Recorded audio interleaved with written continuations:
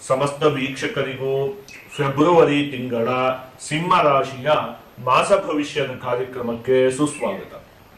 ನಾವು ಮೊದಲಿಗೆ ಈ ಮಾಸದಲ್ಲಿ ನಡೆಯುವಂತಹ ಗ್ರಹಗಳ ಬದಲಾವಣೆಗಳ ಬಗ್ಗೆ ತಿಳಿದುಕೊಳ್ಳೋಣ. ಈ ತಿಂಗಳ 11ನೇ ತಾರೀಕಿನಂದು ಬುಧ ಗ್ರಹ, 12ನೇ ತಾರೀಕಿನಂದು ರವಿ ಗ್ರಹ ಕುಂಭ ರಾಶಿಗೆ ಪ್ರವೇಶವನ್ನು ಮಾಡ್ತಾ ಇರುವಂತದ್ದು. 27ನೇ ತಾರೀಕಿನಂದು ಬುಧ ಗ್ರಹ ಮೀನ ರಾಶಿಗೆ ಪ್ರವೇಶವನ್ನು ಮಾಡ್ತಾ ಇರುವಂತದ್ದು. ಇದಿಷ್ಟು ಕೂಡ ಈ ಮಾಸದಲ್ಲಿ ನಡೆಯುವಂತಹ ಪ್ರಮುಖವಾದ ಗ್ರಹಗಳ ಬದಲಾವಣೆ. ನಾವೀಗ ಇದನ್ನೆಲ್ಲ ಆಧರಿಸಿ ಈ ಫೆಬ್ರವರಿ ತಿಂಗಳಲ್ಲಿ ಸಿಂಹ ರಾಶಿಯವರಿಗೆ ಯಾವ ರೀತಿಯಾದಂತಹ ಫಲ ಪ್ರಾಪ್ತಿಯಾಗಲಿದೆ ಅಂತ ಹೇಳಿ ಒಂದೊಂದಾಗಿ ನೋಡ್ತಾ ಹೋಗೋಣ. ಮೊದಲನೇದಾಗಿ ಶುಕ್ರ ಗ್ರಹ ನಿಮಗೆ ಅಷ್ಟಮ ಭಾವದಲ್ಲಿ ಸ್ಥಿರವಾಗಿರುವಂತದ್ದು. ಅದರಲ್ಲೂ ಕೂಡ ಆ ಶುಕ್ರ ಗ್ರಹ ನಿಮಗೆ ಅತ್ಯಂತ ಉಚ್ಚವಾಗಿ ಸ್ಥಿರವಾಗಿರುವಂತದ್ದು. ಹಾಗಾಗಿ ಮುಖ್ಯವಾಗಿ ಆರೋಗ್ಯಕ್ಕೆ ಸಂಬಂಧಪಟ್ಟಿರುವಂತಹ ವಿಚಾರದಲ್ಲಿ ನಿಮಗೆ ಈ ಮಾಸದಲ್ಲಿ ಅಭಿವೃದ್ಧಿ ಉಂಟಾಗುತ್ತೆ. ಅಂದ್ರೆ ಏನಾದ್ರೂ ಸಣ್ಣ ಪುಟ್ಟ ಅನಾರೋಗ್ಯದ ಸಮಸ್ಯೆಗಳೆಲ್ಲ ಬಾಧಿಸುತ್ತಿದ್ದಂತಹ ಪಕ್ಷದಲ್ಲಿ ಅದೆಲ್ಲ ಒಂದು ಸ್ವಲ್ಪ ಮಟ್ಟಿಗೆ ಈ ಮಾಸದಲ್ಲಿ ಕಮ್ಮಿ ಆಗುವುದಕ್ಕೆ ಅವಕಾಶ ಇದೆ. ಇನ್ನು ದಶಮ ಭಾವದ ಅಧಿಪತಿಯಾದಂತಹ ಶುಕ್ರ ಗ್ರಹ ಅಷ್ಟಮ ಭಾವದಲ್ಲಿ ಸ್ಥಿರವಾಗಿರೋದ್ರಿಂದಾಗಿ ಉದ್ಯೋಗದ ಒತ್ತಡ ಕಮ್ಮಿ ಆಗುತ್ತೆ.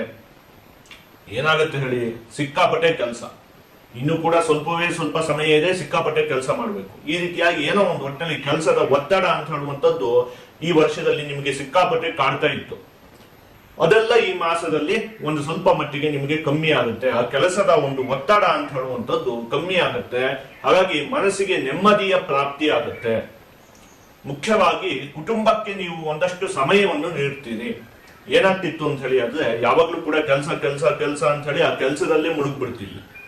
ಹಾಗಾಗಿ ಕುಟುಂಬಕ್ಕೆ ನೀವು ಸಮಯವನ್ನು ಕೊಡುವುದಕ್ಕೆ ನಿಮಗೆ ಸಮಯವೇ ಸಿಗ್ತಾ ಇರಲಿಲ್ಲ. ಅದರಿಂದಲ್ಲ ನಿಮಗೆ ಒಂದಷ್ಟು ಸಮಸ್ಯೆಗಳು ಉಂಟಾಗ್ತಿತ್ತು. ಕುಟುಂಬದ ಸದಸ್ಯರೆಲ್ಲ ಅವನ್ ಬಿಡಪ್ಪ, ಅವನ್ ಯಾವಾಗ್ಲೂ ಕೆಲಸ ಅಂತ ಹೇಳಿ ಅದರಲ್ಲೇ ಇರ್ತಾನೆ ಅಂತ ಹೇಳಿ ಅವ್ರ ಮನಸ್ಸಲ್ಲಿ ಒಂದು ಬೇಜಾರಿತ್ತು. ಅದೆಲ್ಲ ಈ ಮಾಸದಲ್ಲಿ ಬಗೆಹರಿಯುತ್ತೆ. ನೀವು ಏನು ಕೆಲಸದ ಒತ್ತಡ ಕಮ್ಮಿ ಆಗುತ್ತೆ, ಕುಟುಂಬಕ್ಕೆ ಒಂದಷ್ಟು ಸಮಯದ ವಿನಿಯೋಗವನ್ನು ಮಾಡ್ತೀರಿ. ಮುಖ್ಯವಾಗಿ ನಾವಿದನ್ನ ಇಲ್ಲಿ ತಿಳ್ಕೊಬೇಕು. ಏನ್ ಹೇಳಿ, ಮನುಷ್ಯನ ಜೀವನಕ್ಕೆ ದುಡ್ಡು ಗಿಡ್ಡು ಎಲ್ಲದೂ ಕೂಡ ಮುಖ್ಯನೇ ಅಲ್ಲ ಅಂತ ಹೇಳಿ ಅಲ್ಲ, ಆದ್ರೆ ಅದೇ ಮುಖ್ಯ ಅಲ್ಲ ಅಲ್ವಾ. ಎಲ್ಲ ಮಾಡುವುದು ಯಾಕಾಗಿ ಮಾಡುವಂಥದ್ದು, ನಾವು ಸಂತೋಷಕ್ಕಾಗಿ ಮಾಡುವಂಥದ್ದು. ಆ ಸಂತೋಷವೇ ಇಲ್ಲ ಅಂತ ಹೇಳಿ ಆದ್ಮೇಲೆ ಉಳಿದಿದ್ದೆಲ್ಲ ಇದ್ದೇನು ಪ್ರಯೋಜನ. ಹಾಗಾಗಿ ಯಾವಾಗ್ಲೂ ಕೆಲಸ ಅಂತ ಹೇಳಿ ಅದರಲ್ಲೇ ಮುಳುಗಿ ಬಿಟ್ರೆ ಅದರಿಂದ ಏನು ಸಂತೋಷ ಅಂತ ಹೇಳುವಂಥದ್ದು ಪ್ರಾಪ್ತಿ ಆಗುವುದಿಲ್ಲ. ಆದ್ರೆ ಈ ಮಾಸದಲ್ಲಿ ಆ ರೀತಿ ಆಗುವುದಿಲ್ಲ. ಈ ಉದಾಹರಣೆಗೆ ಹೇಳಬೇಕು ಅಂತ ಹೇಳಿ ಆದ್ರೆ, ಒಬ್ಬ ವ್ಯಕ್ತಿಗೆ ಒಂದು ದೊಡ್ಡ ಮಾವಿನ ತೋಟ ಇದೆ. ಆ ವ್ಯಕ್ತಿನ ನಾವು ಒಳಗಡೆ ಬಿಟ್ಟಿದ್ದೀವಿ. ಅವನಿಗೆ ಒಂದು 10 ನಿಮಿಷ ಸಮಯ ಕೊಟ್ಟಿದ್ದೀವಿ.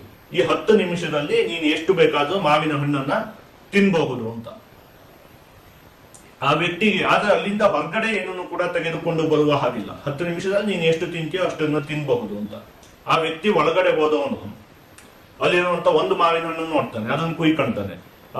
ಇನ್ನೂ ಒಂದು 4 ಕುಯ್ಯೋಣ ಅಂತ ಹೇಳಿ ಕುಯ್ಯುವುದ್ರಲ್ಲೇ ಅವನು ಮಾವಿನ ಹಣ್ಣನ್ನು ಕುಯ್ಯುವುದ್ರಲ್ಲೇ ಅವನು ಸಮಯವನ್ನು ಕಳೆದು ಬಿಟ್ರೆ 10 ನಿಮಿಷ ಆಗುತ್ತೆ. ಅದು ಮತ್ತೇನ್ ತಿನ್ನುವುದಕ್ಕಾಗುವುದಿಲ್ಲ. ಹೊರಗಡೆ 10 ನಿಮಿಷ ಆದ್ಮೇಲೆ ಮತ್ತೇನ್ ತಿನ್ನುವುದಕ್ಕಾಗುವುದಿಲ್ಲ. ಅದು ಬುದ್ಧಿವಂತಿಕೆ ಅಂತ ಹೇಳಿ ಹೇಳುವುದಕ್ಕಾಗುವುದಿಲ್ಲ. ಹಾಗೆ ಏನು ಅಂತ ಹೇಳಿ ಆದ್ರೆ, ಭಗವಂತನು ನಮ್ಗೆ ಒಂದಷ್ಟು ಸಮಯವನ್ನು ಕೊಟ್ಟು ಕಳಿಸಿದ್ದಾನೆ, ನಮ್ಗೊಂದಷ್ಟು ಆಯುಸ್ಸನ್ನು ಕೊಟ್ಟು ಕಳಿಸಿದ್ದಾನೆ. ಅದರಲ್ಲಿ ಏನು ಬದುಕುವುದಕ್ಕಾಗಿ ದುಡ್ಡು ಬೇಕು, ಎಲ್ಲದೂ ಬೇಕು, ಹೌದು, ಅದನ್ನೆಲ್ಲ ಸಂಪಾದನೆ ಮಾಡ್ತೀವಿ. ಆದ್ರೆ 3 ಹೊತ್ತು ಅದನ್ನೇ ಮಾಡ್ತಾ ಕೂತ್ಕೊಂಡ್ರೆ ಅದು ಏನು ಕೂಡ ಪ್ರಯೋಜನಕ್ಕೆ ಬರುವುದಿಲ್ಲ. ಏನಾಗುತ್ತೆ ಹೇಳಿ, ಪ್ರಪಂಚದಲ್ಲಿ ಎಲ್ಲೆಲ್ಲೋ ಇದೆ ದುಡ್ಡು, ಅದನ್ನೆಲ್ಲ ಒಟ್ಟು ಮಾಡಿ ಒಂದು ಕಡೆ ಇಟ್ಟು ಬಿಡ್ತೀವಿ ಅಷ್ಟೇ. ಅದರಿಂದ ಏನ್ ಪ್ರಯೋಜನ ಇದೆ ಅಲ್ವಾ? ಅದೇನು ಕೂಡ ಅಷ್ಟೊಂದು ಪ್ರಯೋಜನ ಇಲ್ಲ. ಹಾಗಾಗಿ ಏನು ಒಂದು ಸ್ವಲ್ಪ ಮಟ್ಟಿಗೆ ಅದನ್ನ ಅನುಭವಕ್ಕೂ ಕೂಡ ಅದನ್ನು ಉಪಯೋಗಿಸಿಕೊಳ್ಬೇಕಲ್ವಾ.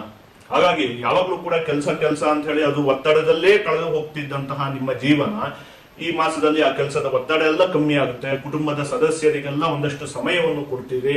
ಅದರಿಂದ ನಿಮ್ಮ ಮನಸ್ಸಿಗೆ ಒಂದು ನೆಮ್ಮದಿ ಅಂತ ಹೇಳುವಂಥದ್ದು ಪ್ರಾಪ್ತಿ ಆಗುತ್ತೆ. ಹೇಗಿದೆ ಅಂತ ಹೇಳಿ ಆದ್ರೆ, ಈ ಕಾದಿರುವಂತಹ ಭೂಮಿಗೆ ಮಳೆ ಬಂದವಾಗ ಯಾವ ರೀತಿ ಆಗುತ್ತೆ ಹೇಳಿ.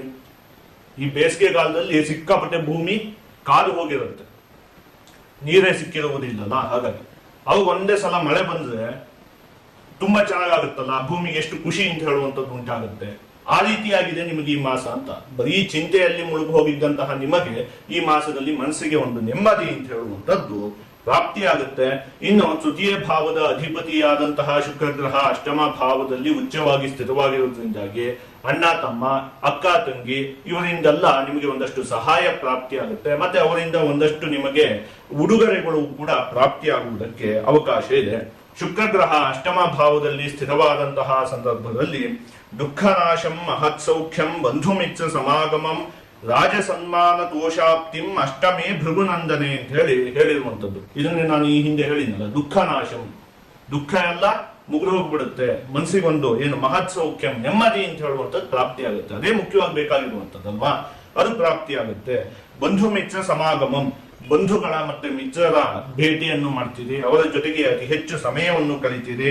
ರಾಜ ಸನ್ಮಾನ ತೋಷಾಪ್ತಿಂ, ಏನು ಮುಖ್ಯವಾಗಿ ನಿಮಗೆ ಮೇಲಧಿಕಾರಿಗಳಿಂದೆಲ್ಲ ಒಂದಷ್ಟು ಪ್ರಶಂಸೆ ಪ್ರಾಪ್ತಿಯಾಗುತ್ತೆ. ತೋಷಾಪ್ತಿ, ಒಂದಷ್ಟು ಮನಸ್ಸಿಗೆ ಸಂತೋಷ ಅಂತ ಹೇಳುವಂಥದ್ದು ಕೂಡ ಪ್ರಾಪ್ತಿಯಾಗುತ್ತೆ. ಇನ್ನು ಪಶು ಸಂಗೋಪನೆಯನ್ನು ಮಾಡುತ್ತಿರುವಂತಹ ವ್ಯಕ್ತಿಗಳಿಗೆ, ಹೈನುಗಾರಿಕೆಯನ್ನು ಮಾಡುತ್ತಿರುವಂತಹ ವ್ಯಕ್ತಿಗಳಿಗೆ ಈ ಮಾಸದಲ್ಲಿ ಅತ್ಯಂತವಾಗಿ ಲಾಭ ಉಂಟಾಗುತ್ತೆ. ಕುಜಗ್ರಹ ಇದೆಯಲ್ಲ, ಅದು ನಿಮಗೆ ಈ ಮಾಸದಲ್ಲಿ ಏಕಾದಶ ಭಾವದಲ್ಲಿ ಸ್ಥಿತವಾಗಿರುತ್ತೆ. ಆ ಸಂದರ್ಭದಲ್ಲಿ ಧನಂ ವರ್ಧತೆ ಗೋಧನೈರ್ ವಾಹನೈರ್ವ ಅಂತ ಹೇಳಿರುವಂತದ್ದು. ಅಂದ್ರೆ ವಾಹನಗಳಿಂದ ಒಂದಷ್ಟು ಲಾಭ ಉಂಟಾಗುವಂತಹ ಯೋಗ ನಿಮಗೆ ಇದೆ. ಅಂದ್ರೆ ವಾಹನಕ್ಕೆ ಸಂಬಂಧಪಟ್ಟಿರುವಂತಹ ವೃತ್ತಿಯನ್ನು ಮಾಡುತ್ತಿರುವಂತಹ ವ್ಯಕ್ತಿಗಳಿಗೆ ಈ ಮಾಸ ಅತ್ಯಂತ ಉತ್ತಮವಾಗಿದೆ. ಇನ್ನು ನವಮ ಭಾವ ಮತ್ತೆ ಚತುರ್ಥ ಭಾವದ ಅಧಿಪತಿಯಾಗಿ ಕುಜಗ್ರಹ ಏಕಾದಶ ಭಾವದಲ್ಲಿ ಸ್ಥಿತವಾಗಿರುವಂತದ್ದು.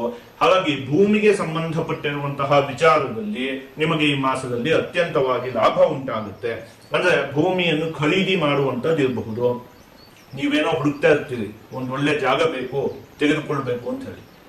ಆದ್ರೆ ಏನಾಗ್ತಿರುತ್ತೆ, ಒಂದ್ ಒಳ್ಳೆ ಜಾಗನೇ ಸಿಗ್ತಾ ಇರುವುದಿಲ್ಲ, ಅಥವಾ ಒಳ್ಳೆ ಜಾಗ ಸಿಗತ್ತೆ ಆದ್ರೆ ಅದಕ್ಕೆ ಬೆಲೆ ಅಂತ ಹೇಳುವಂತ ಸಿಕ್ಕಾಪಟ್ಟೆ ಹೆಚ್ಚಿಗೆ ಅಂತ ಹೇಳಿ ನಿಮ್ಗೆ ಅನ್ಸುತ್ತೆ. ಈ ರೀತಿ ಎಲ್ಲ ಸಮಸ್ಯೆ ಉಂಟಾಗ್ತಿದ್ರೆ ಅದೆಲ್ಲ ಬಗೆಹರಿಯುತ್ತೆ. ಅಥವಾ ಯಾವುದೋ ಒಂದು ಭೂಮಿ ಇರುತ್ತೆ, ಅದನ್ನ ಮಾರಾಟ ಮಾಡ್ಬೇಕು ಅಂತ ಹೇಳಿ ಅನ್ಕೊಂಡಿರ್ತೀರಿ, ಅದು ಒಳ್ಳೆ ಬೆಲೆಗೆ ಮಾರಾಟ ಆಗ್ತಾನೆ ಇರುವುದಿಲ್ಲ. ಆ ರೀತಿಯಾದಂತಹ ಸಮಸ್ಯೆ ಅದು ಕೂಡ ಬಗೆಹರಿಯುತ್ತೆ. ಅಥವಾ ಭೂ ವ್ಯಾಪಾರಿಗಳಿಗೆ, ಈ ರಿಯಲ್ ಎಸ್ಟೇಟ್ ಇಂಥದ್ದನ್ನು ಮಾಡುವಂತಹ ವ್ಯಕ್ತಿಗಳಿಗೂ ಕೂಡ ಅತ್ಯಂತವಾಗಿ ಈ ಮಾಸದಲ್ಲಿ ಲಾಭ ಉಂಟಾಗುತ್ತೆ. ಇನ್ನು ಪಿತ್ರಾರ್ಜಿತವಾದಂತಹ ಆಸ್ತಿಯ ವಿಚಾರದಲ್ಲಿ ಏನಾದರೂ ಸಮಸ್ಯೆಗಳು ಇದ್ದಂತಹ ಪಕ್ಷದಲ್ಲಿ ಅದೆಲ್ಲ ಕೂಡ ಬಗೆಹರಿಯುತ್ತೆ.